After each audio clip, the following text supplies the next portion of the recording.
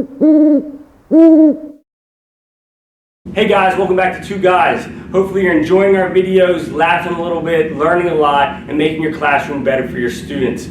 This week, I want to start by saying thank you to all of our Twitter followers. And if you're not following us on Twitter, go get on Twitter and follow us at 2GuysDE. Again, it's at 2Guys on DE. Follow us, please. So today we have a spooktacular video for you. That's right, it's Halloween week. And I will have to say, I know it's the end of the marking period and we've got some teachers and a lot of students that have gone 100% zombie. But please continue to learn and grow and watch our videos and implement to make your classroom better. So to keep in the spirit of Halloween, we've got a strategy for you known as the mysterious student. And if you're looking to implement more writing in your classroom, no matter what content you are, the mysterious student will do it. A couple weeks back, I was doing some reading and I came across this idea of the mysterious student. And not only did it increase the writing in my classroom, but the responses from my students, the evidence that they utilized, the arguments that they had, increased dramatically. It is fabulous. I was able to actually catch up with the mysterious student, and it's very hard to find him, and we had a one-on-one interview together.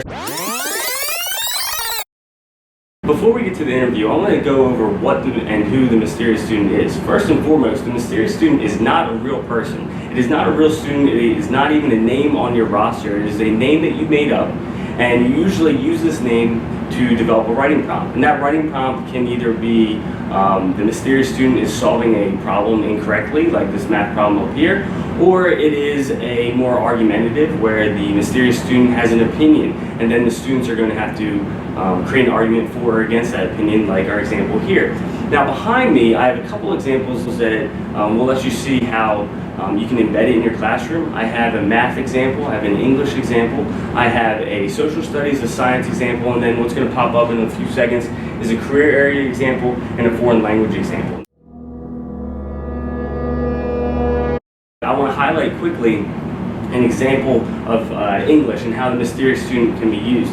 So this particular student believes that the Crucible, since it is a piece of fiction, since it is not a true story per se, that it cannot be an actual example of social commentary. Now what you would have your students do is to create an argument agreeing or disagreeing with the student. And through that they'll have to use evidence from the text to support the reasoning. So here it is, stay tuned, the mysterious student.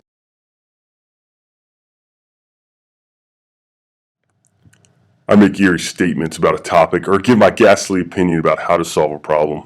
Then students have the opportunity to agree or disagree with me. I like to be mischievous and torment students. I sometimes make an argument that doesn't even make sense, or I solve problems the wrong way. The students can't stand my evil ways. By messing with the students, I trick them into thinking differently about the topic. I infest them with the motivation to further analyze the situation, and they ultimately create devilishly good arguments. Most students don't enjoy arguing in public because they are haunted by the fear of being wrong.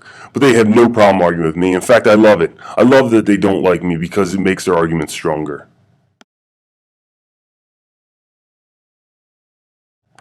I have two ghastly examples for you. Once I told a group of math students that 3 rotten apples plus 2 rotten apples equals 7 rotten apples.